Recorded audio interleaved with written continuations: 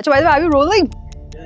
Oh, Great. yeah. And so I lost that excess weight. I came to a weight which was good enough for my height and my bone structure and so on. So I came to a manageable, reasonable weight. I was just interested in feeling active and energized and happy through the day. It's been more than 23, 24 years plus. My weight has not fluctuated beyond what I achieved back then. Oh. By plus minus 2-3 kgs here and there.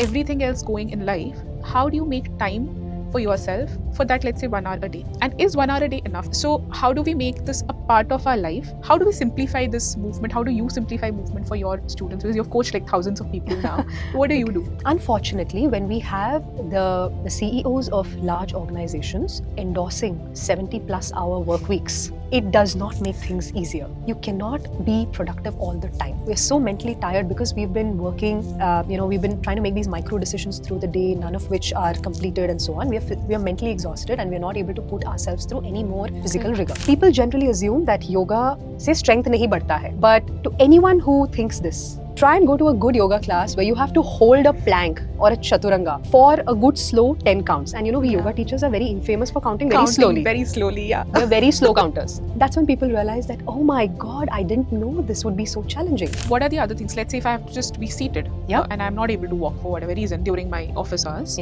what more can I do? Daily activity is most important. But to get a true reset, I would really urge people to do one thing about their life. It is so simple to be happy, but it is so difficult to be simple. Wow. I know this is going to not sound very great for the food delivery partners, but आधे घंटे में आप चावल और दाल तो चढ़ा सकते हो, right?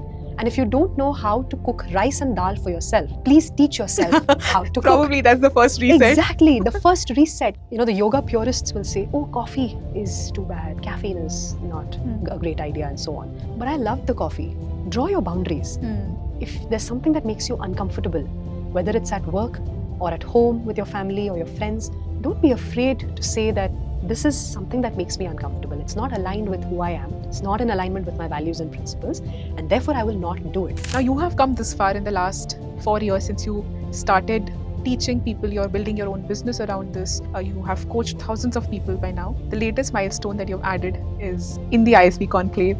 You interviewed Rujita Divekar. I want you to talk a little bit about that experience, and more importantly, what did you, who's already so evolved, who's already taking care of your own body and helping others take care of their bodies and mind, what did you learn from that interaction?